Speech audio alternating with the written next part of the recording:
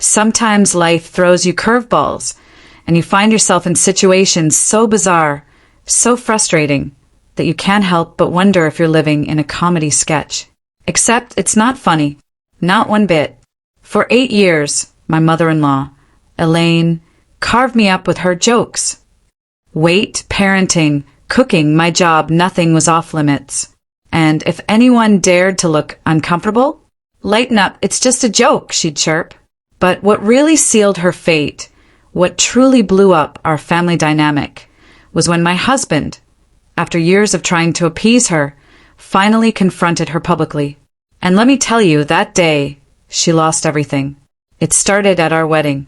Yes, our wedding celebration. Elaine stood up, wine glass in hand, and declared she was astonished Jackson found someone willing to marry him for love instead of money, since he didn't have any. Then she looked straight at me and added, "Oh, wait." The uncomfortable chuckles that followed, that was my welcome into the family. And it only got worse from there. For 8 long years, her humor became a constant, soul-crushing barrage. She'd call me Jackson's first wife, laughing that statistics didn't lie. She told my own children that Mommy couldn't help with math homework, since some people weren't born brilliant. At family dinners, she'd loudly announce she'd made extra food, since I'd undoubtedly devour everyone's leftovers. But the absolute lowest point? When our tiny daughter, Emma, was in the NICU, Elaine actually joked that Emma was trying to escape. "Maybe the baby knew something we didn't about her parents," she sneered. Jackson, bless his heart, would softly implore his mom to stop, but Elaine would just bat him away, claiming he'd lost his humor since marrying me. Every holiday became her stage and I, her unwitting punchline. Christmas meant digs about my inexpensive gifts because instructors don't make money. Thanksgiving brought comments about eating for 2 without being pregnant. Easter was a special treat. Jokes about me concealing eggs because I could hide my true self until after the wedding. And at every birthday celebration, she'd remind everyone how Jackson could have married Sophia, but chose me, always ending with a sing-song, "Kidding, kidding!" But no one ever laughed. Jackson's dad, Thomas, would just stare at his plate. His sister, Megan, would suddenly need to check something in another room. I tried everything. I privately begged Elaine to be friendlier. She said I was too sensitive. I tried to joke back, and she'd get irritated, telling everyone I was harsh. I tried ignoring her, but she'd just repeat the joke louder, assuming I hadn't heard. Jackson would talk to her, and she'd cry about how nobody recognized her comedy and how everyone was so serious. She'd promised to improve, only to bring new accusations about me to the next family gathering. But the straw that broke the camel's back was Emma's 4th birthday. Elaine arrived late, and then, in front of all the other parents and a bewildered Emma, she said she'd been wondering about how Emma didn't seem like our family, so maybe the mailman was involved. She chuckled at her own joke, while 4-year-olds looked perplexed and other parents stared in concern. Jackson, finally fed up, ordered her to apologize. But Elaine? She claimed it was observational humor, and that we wanted to teach Emma not to be soft like her mother. That night, something inside me snapped. I stopped responding to Elaine. Not silence, not a refusal to talk to her, but a complete, utter indifference to her jokes. It was a game changer. At the next family dinner, Elaine, true to form, made a quip about my clothes. I just kept slicing veggies, as if she hadn't said a word. She repeated it louder. I asked Megan about her new job. Elaine tried another one, about my cooking perhaps poisoning everyone. I stirred the pot, talking about the weather with Thomas. Elaine's face was beet red, but she kept going, desperate for a reaction. I ignored every single joke, while everyone else talked normally around her. Jackson's relatives noticed instantly. Without my fake laughter or pained reactions, Elaine's quips hung in the air like dead birds. Thomas cleared his throat after each one. Megan swiftly changed topics. Jackson looked profoundly disappointed in his mother. Elaine's jokes became desperate. She'd shout them across the table, trying to reel me in, but I'd just keep eating, talking about normal stuff. She'd repeat them, thinking I'd missed the punchline. She'd even explain why something was funny while I passed plates. Family dinners became weird for everyone but me. I had excellent conversations while Elaine performed to a lifeless room. Elaine complained to everyone that I was ignoring her. Jackson corrected her. She talks to you about normal things just fine. She just doesn't respond to your jokes. Thomas, bless his heart, chimed in. Maybe that means the jokes aren't funny. Megan, ever the pragmatist, advised Elaine to be genuine instead of acting. Elaine, of course, blamed my influence for them losing their humor. She even invited people to dinners, hoping they'd witness her humor. One time, her sister, Catherine, visited. She heard Elaine's routine about my deficiencies and openly wondered why she was so nasty to her daughter-in-law. Elaine argued it was humor, but Catherine shot back. Jokes should be funny, not harsh. After Elaine's embarrassing, non-responsive performance, her companion stopped accepting dinner invites. The silence from me was deafening, and it was working. Then, all hell broke loose during Elaine's retirement celebration. She'd been an office manager for 25 years, and she planned this huge party. She wanted Jackson to speak about growing up with a hilarious, colorful mother. She requested family photos, memories, rented a fancy venue, invited 80 people.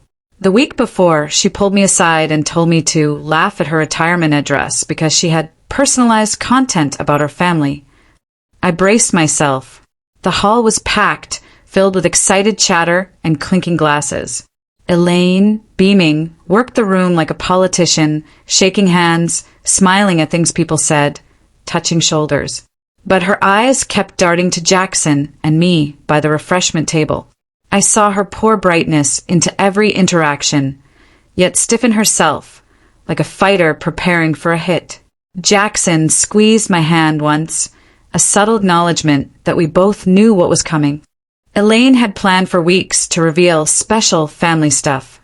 Her 25-year coworkers, who only knew her as a hilarious office manager, crowded the hall. Jackson's stress radiated into my hand as I sipped my punch. An hour later, Elaine approached us, her voice tense and high. "When's your speech?" she asked Jackson. "This day has to be flawless. Everyone's watching. Family should assist each other in vital times." Jackson, his voice flat and indecisive, promised to speak later. I watched Elaine search his face for the reassurance she always got from him, the unspoken promise to make her look wonderful no matter what. Her search failed. Her mouth constricted. She left swiftly, heels clicking across the floor. About 10 minutes later, Thomas, Jackson's dad, found me by the dessert table. He paused, then quietly said he was proud of how I'd handled everything these past 8 months. His hushed voice was just for me. He regretted not stopping Elaine years earlier, but admitted he didn't know how. He was seeing her panicked because she finally had to confront a room without my laughing. I was more astonished by his honesty than his comments. Thomas had stared at his plate for a decade while his wife mistreated him. Now he was admitting it. I thanked him, and he nodded, taking his own plate of cookies before leaving. The venue coordinator tapped the microphone. Elaine's retirement speech. The room hushed. Elaine climbed the 3 steps to the stage, grasped the railing, and took the microphone. She gave prepared statements about her excellent career, the amazing individuals she worked with, her gratitude. Then she launched into innocent stories about Jackson's youth, how he had vegetables in his napkin, and Thomas's eccentricities like falling asleep during movies. The crowd laughed graciously. Elaine's confidence swelled. She straightened her shoulders, her voice rising, as she approached what I knew was coming. Elaine began telling anecdotes about me. Her tone was light, but with an edge her coworkers didn't catch. Jokes about Jackson marrying a teacher, how I presumably teach my pupils the same uninteresting lessons I serve at dinner, and how pleased she was that Jackson found someone despite his restricted alternatives. I kept drinking my punch, softly asking Megan about her new downtown flat. Megan, looking at her mother at the microphone, replied softly. One of Elaine's coworkers noticed I wasn't reacting to these personal anecdotes. Elaine kept making jokes, raising her voice as she read her speech. Jokes about my food, my weight, my IQ, each one landing differently than at family gatherings. Without my reply, my fake laughter, or pained grimace, the jokes hung, dead in the air. Elaine's coworkers shuffled in their seats, growing uncomfortable when they realized these weren't just funny family stories. Catherine, sitting near the front, stopped smiling, her face a mask of dismay. An unknown woman whispered to her husband, frowning. Elaine, sensing the shift, upped the ante. She recycled her vile mailman joke about Emma's paternity for her new audience. A collective gasp swept through the room. Lana, Elaine's former coworker, recoiled in her seat as if she'd been physically slapped. Silence. A terrified silence, not a punchline silence. Elaine finally realized her audience wasn't interested. Her smile froze. She looked around, seeing bewilderment and embarrassment instead of appreciation. The damage was done. She tried to recover, claiming everyone was too sensitive these days, that humor is dying in this politically correct world, and that her family knows she's just kidding around. I saw her scan faces, her eyes locking on mine. She saw what I'd seen at family gatherings for months. Thomas stared at his plate. Megan's face was red. Catherine looked ready to climb on stage and pull her sister off. Lana covered her mouth. The venue coordinator looked deeply uncomfortable. Elaine rapidly finished, stumbling over her conclusion about family love and support. After seeing what everyone saw, her script no longer made sense. A few people clapped out of duty, then stopped. Elaine placed down the microphone with a fake smile that didn't reach her eyes, her hand shaking. Jackson grabbed my hand so hard it ached. I could feel him steeling himself for what happened next. Jackson Morris will now speak about his mother, the venue coordinator announced, her voice unsure if this was still a good idea. Jackson walked to the microphone, the note cards he'd agonized over for weeks clutched in his hand. Elaine sat up straighter at her table, expecting him to fix the awkward moment, as he always did. I watched my husband breathe at the microphone, gaze at his mother, and decide what type of man he wanted to be. Despite his inner turmoil, Jackson approached the microphone and adjusted it slightly with firm hands. He inhaled and began talking about his mother's complexity, glancing at Elaine's coworkers and relatives. Several individuals chuckled, but it wasn't joy. He described growing up in a house where only being hilarious got attention. A place where making others laugh mattered. Sitting quietly at meals meant you might as well not exist. Elaine's smile was frozen, her eyes scanning the room, trying to figure out what was going on. Jackson's voice was cool as he described learning early that their house's humor wasn't about joy. It was about survival and control. He shifted his weight, looked down at his note cards, then up at the audience, not reading. Jackson recounted failing a solar system presentation at 12, forgetting his lines and remaining transfixed in front of the class until the teacher let him sit down. He came home, feeling awful, dreading telling his folks what happened. It became the topic of dinner conversation, with Elaine joking that Jackson must have been nervous because he wasn't born to perform like she was, indicating he inherited his stage fright from Thomas's family. She kept going after Jackson stopped eating, making his worst day her greatest. That night, with Megan gazing at her plate and Thomas clearing his throat, Jackson realized his mother's need for an audience, and that his pain was only raw material for her next routine. His room was dead silent. People leaned forward, hearing what he was saying, not just politely listening. The color drained from Elaine's face. She clutched her napkin, knuckles white. He described watching the same behavior with me for 8 years. How every family gathering became a play where his wife was the punchline and everyone else was the audience.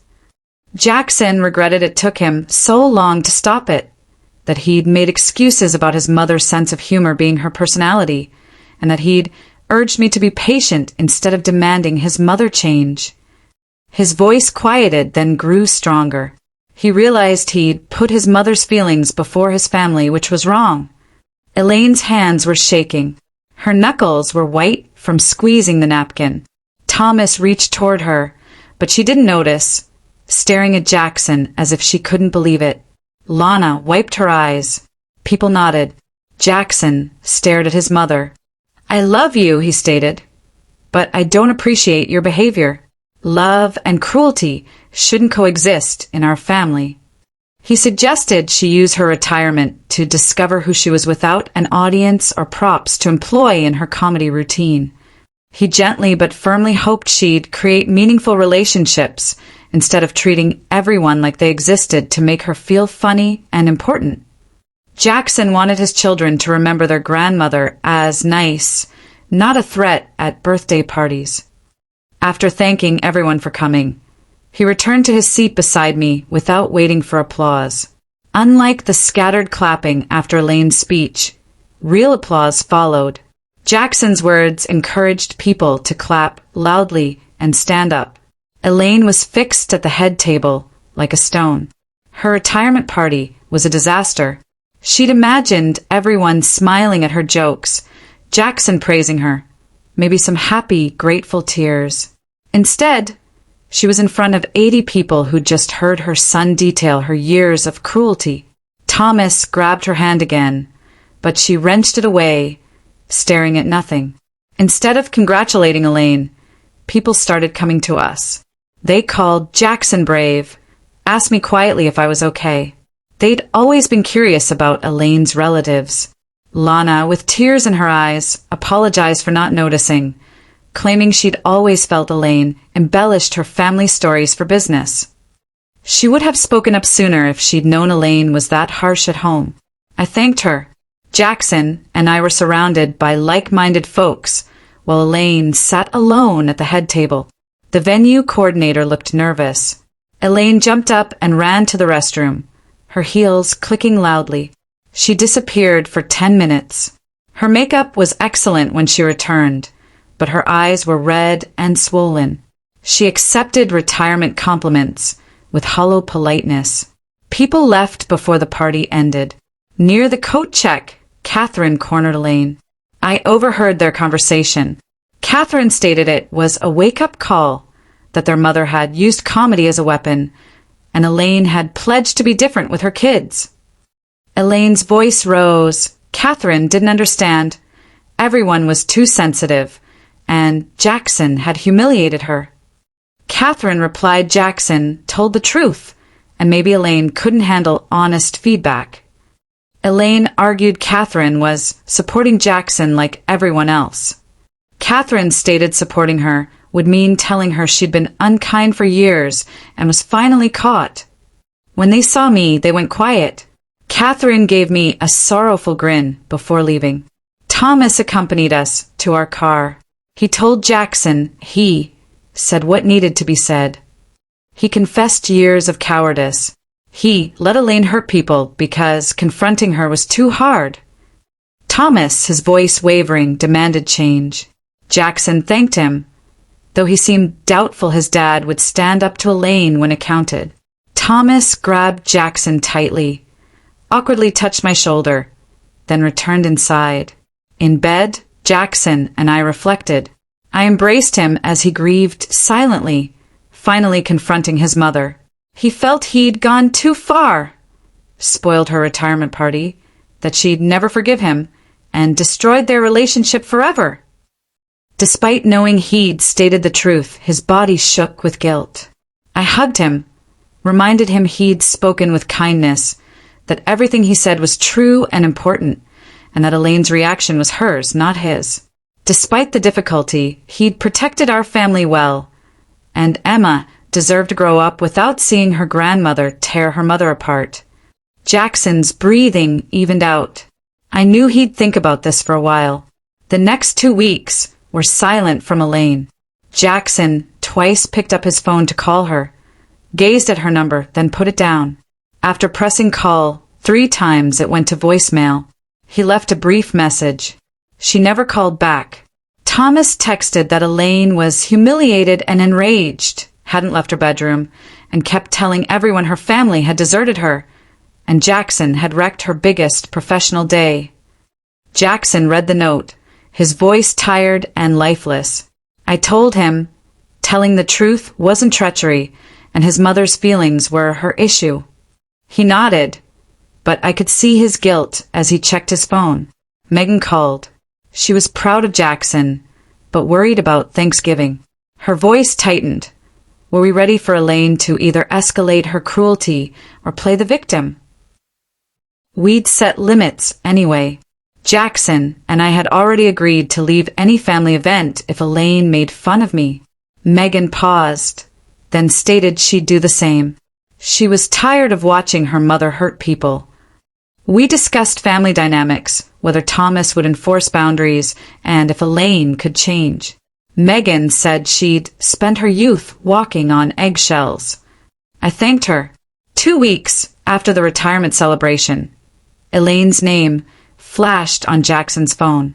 He stopped our show, tense when he answered. I watched his face change from astonishment, apprehension, and hope. Elaine requested a private coffee date. Jackson looked at me. I nodded. He told his mother he'd meet her, but that I was his priority, and she needed to respect his wife to have a connection with him. A long delay. I heard Elaine's muted, shakier voice. Jackson answered, okay. They scheduled a Saturday morning coffee shop visit. He stared at me with concern. Elaine wanted to discuss how to proceed. Her voice sounded afraid. I advised him to listen, but maintain our limits. Sympathy didn't mean tolerating more cruelty. Jackson left for the coffee shop around 9 a.m. and returned about noon. I'd been playing with Emma, doing laundry, checking my phone. He entered, exhausted, shoulders sagged, eyes burning. He fell onto the couch. Elaine had cried through most of their chat, saying she didn't realize how much she'd harmed people. She assumed everyone knew that was her personality, her way of being hilarious, and she never meant harm. Jackson asked directly if she'd apologize to me. A long silence. It felt too large to do, she said. His voice cracked as he repeated it. His mother couldn't take full responsibility. She kept saying sorry, but qualifying it, making explanations for her actions, citing her rough childhood. Jackson explained that reasons aren't justification, and understanding behavior's origins doesn't make it right. When she inquired what he wanted, he responded, family respect. Stop making fun of others. Start building relationships. Jackson thought Elaine's attempts sounded more like a maybe than a promise. I sat next to Jackson, grasping his hand. I told him I didn't need Elaine's apologies to find peace. I'd found it by setting boundaries. I wanted family reunions to be safe for Emma, where Elaine stopped performing cruelty as amusement. Jackson held my hand. Elaine had vowed she'd try to be better, but she'd always only attempt for one gathering before falling back into old habits. We wanted to believe she would change, but didn't trust it. Jackson said he told his mother our boundaries were permanent, and we'd leave any occasion she crossed them. She nodded, but seemed afraid of losing access. I told Jackson fear may eventually change things, that Elaine had never been punished. We were all nervous about Thanksgiving. Elaine insisted on hosting. We drove to her house with an exit plan. Jackson kept his keys in his pocket. We arrived anticipating the worst, but found Elaine practically timid. She greeted us calmly, hugged Jackson carefully, and said hello to me without jokes or loaded comments. The afternoon seemed odd. Discussions were awkward, stilted. Thomas kept looking between Elaine and us. Megan arrived, tension in her shoulders. Elaine chatted about cuisine, weather, Emma's school, without criticizing my parenting or teaching. Her comic routine was missing.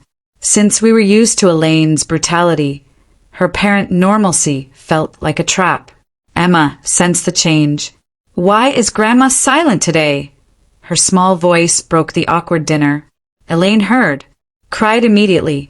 She left the table, hand over mouth, heading to the kitchen.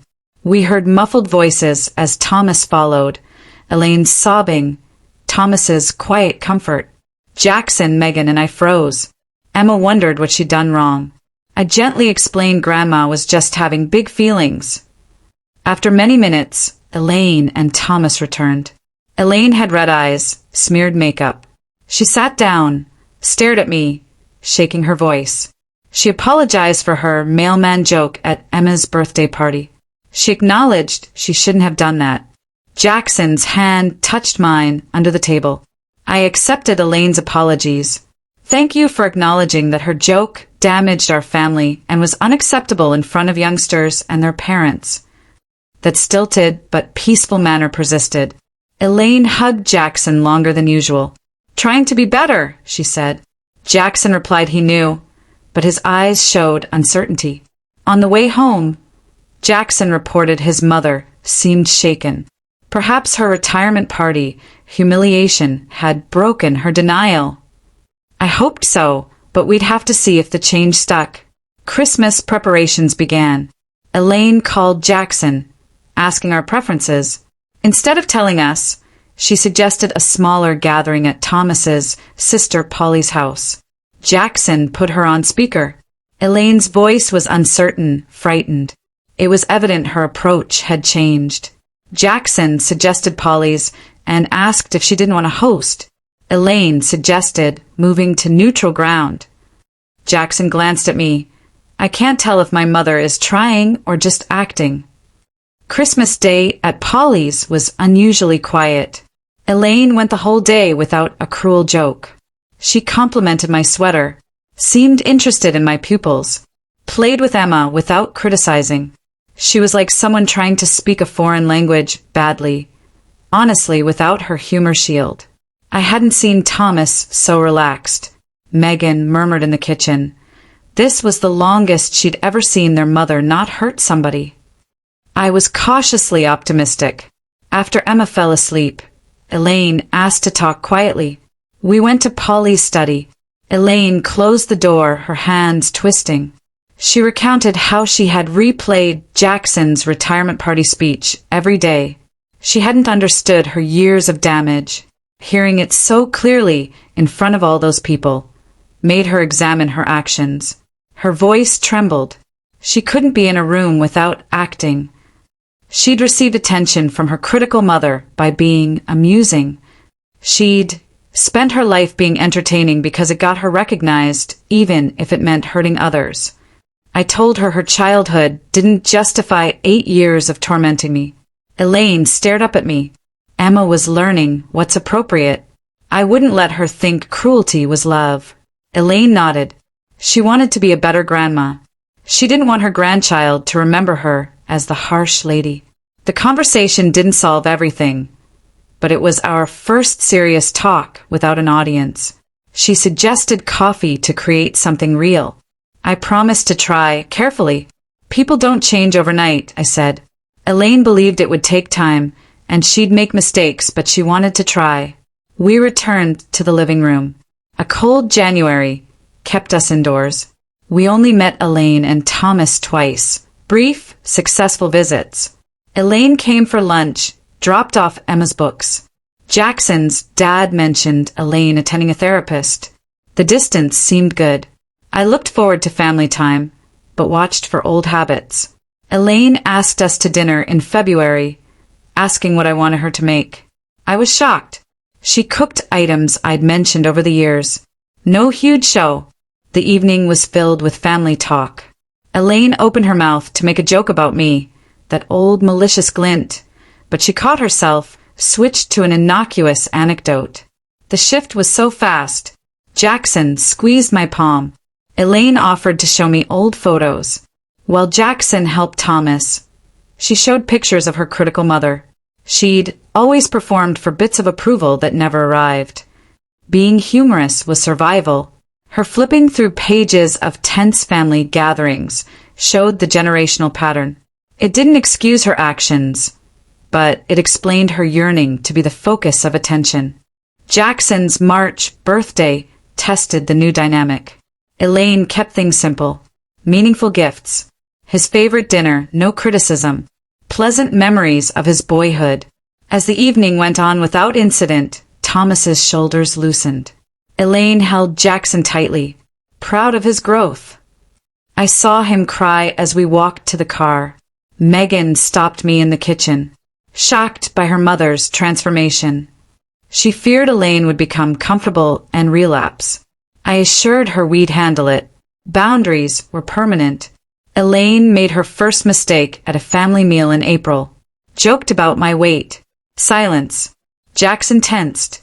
But Elaine caught herself, scrunched her face. She apologized without prompting. Trembling voice. She placed down her napkin, clearly worried. The awkward situation kept everyone quiet.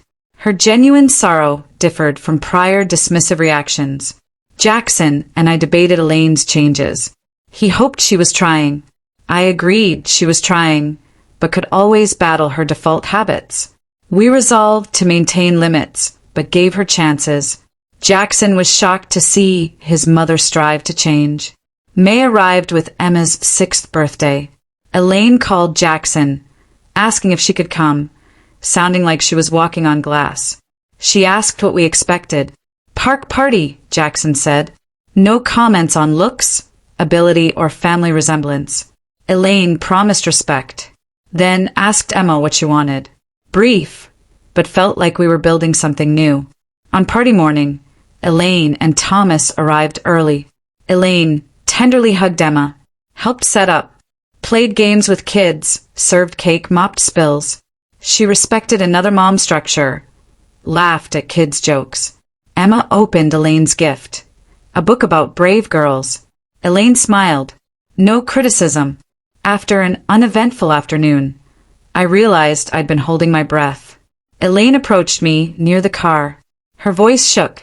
Thank you for letting her be there. She'd almost lost her granddaughter. Watching other grandparents showed her what she was missing. Elaine cried. She loved Emma, didn't want to ruin their relationship. She'd practiced pleasant remarks in the mirror. I told her Emma deserved a grandmother who supported her. Elaine nodded. She was striving. Thomas approached, arm over her shoulders, proud of how she'd behaved. The woman he'd married 35 years before was back. We hugged. In summer, Elaine and Thomas hosted family dinners. Strangely pleasant. Elaine sometimes made comments, but caught herself faster. Thomas gave her a signal. She corrected quickly. Change wasn't perfect, but felt permanent. After each supper, we debated if she was changed or playing a new character. We couldn't decide, but effort mattered. July brought stifling heat and news. We were pregnant with our second child. At dinner, we announced over dessert. Elaine's face shone. No comments. She stood up, hugged us. Grateful to be trusted with another granddaughter. Has to earn that confidence daily. Thomas smiled, proposed an Italian dinner to celebrate. Elaine inquired how I was feeling. Normal, kind questions. Baby names, nursery colors, preparing Emma. No jokes. The celebration dinner was at a lovely restaurant. Elaine fidgeted. Thomas tapped his glass. Elaine wanted to toast. I tensed. Elaine stood.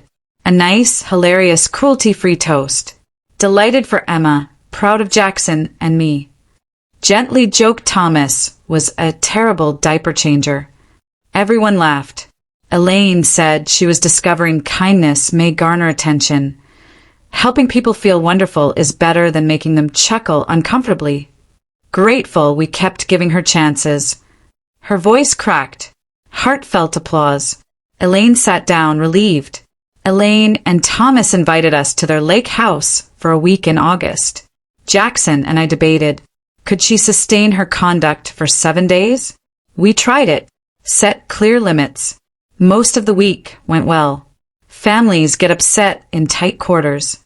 Elaine made a couple comments about my pregnancy eating, but stopped herself. Apologized. Richard gave her the signal. Jackson and I took walks alone. Elaine was trying to be courteous. One late Monday night, Elaine and I sat on the pier. Emma played. Jackson and Thomas barbecued. Elaine remarked as the sun set. After the retirement party, she thanked me for giving her an opportunity. She was afraid. Everyone's quiet made her examine her actions. She went home, couldn't sleep. Rehashed every nasty joke. I told her accountability was vital. Change occurred because she faced consequences. Elaine nodded, watching Emma. Wished she could go back. Had been unkind when she could have had meaningful connections. She and her therapist discussed why she needed to be the center of attention. Her mother was cold. Humor was survival. Being harsh beat being invisible. She hadn't unlearned it until she was nearing 60. The chat was honest. I glimpsed Emma's grandmother. Warm, genuine, not always performing. I didn't forgive then, but I understood. We could build on understanding. As summer ended, September brought cooler weather. Elaine's retirement party 8 months earlier. Lasting adjustments. Not perfect, but she tried. Took responsibility. The relationship was distant, but functional, improving.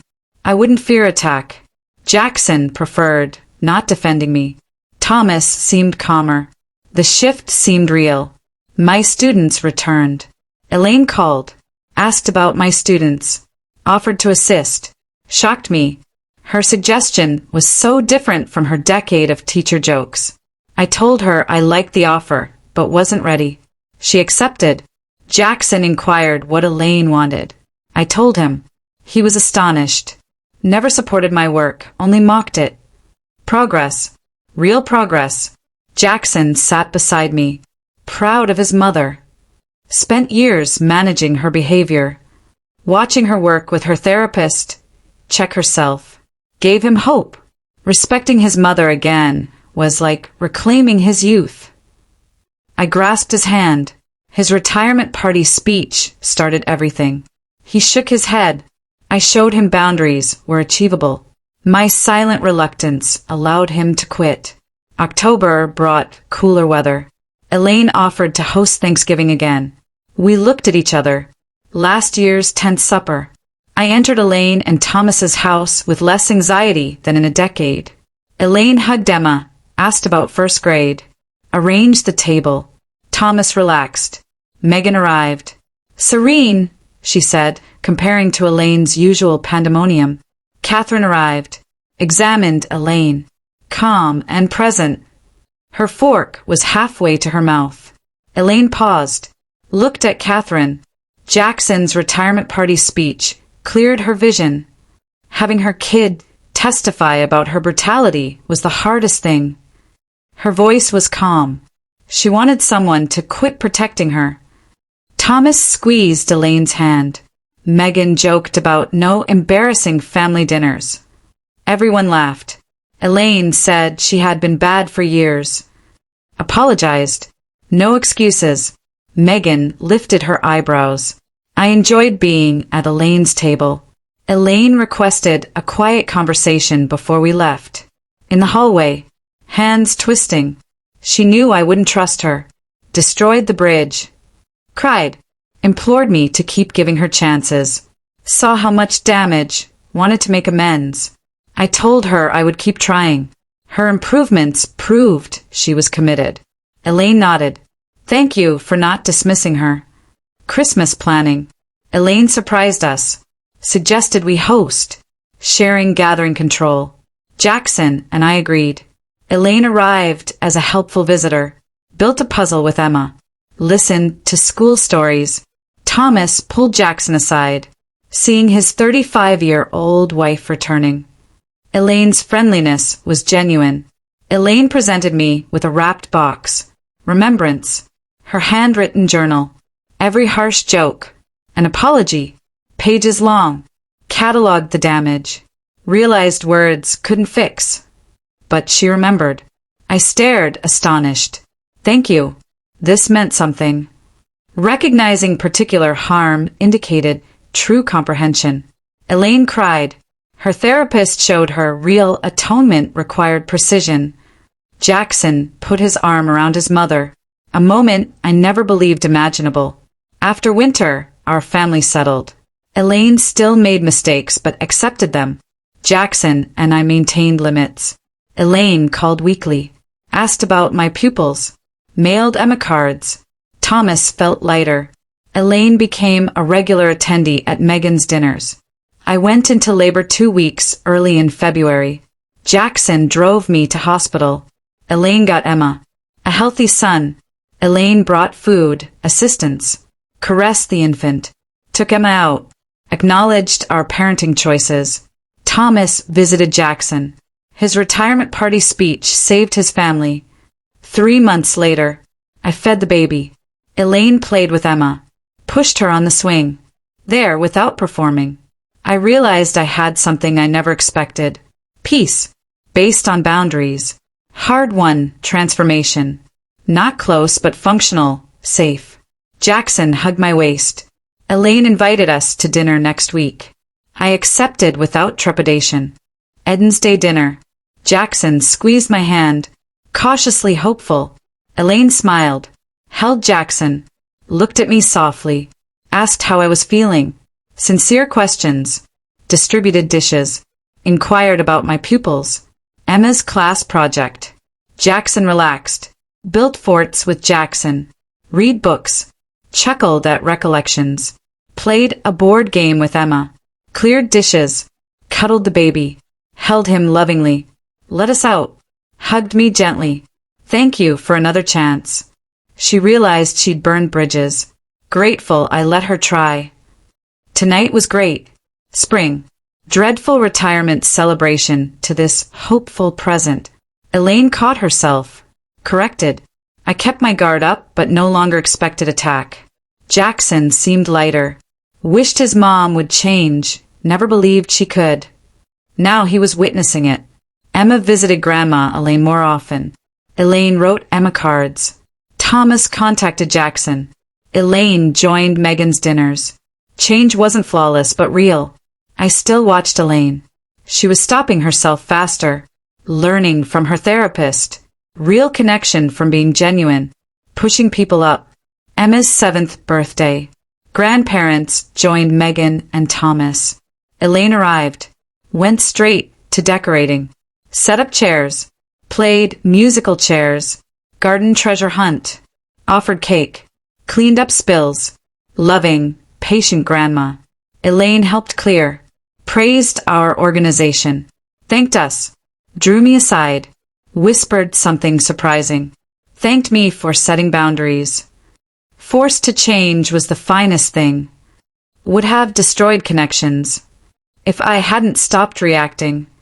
Emma smiled sleepily. Grandma Elaine was so much more fun now.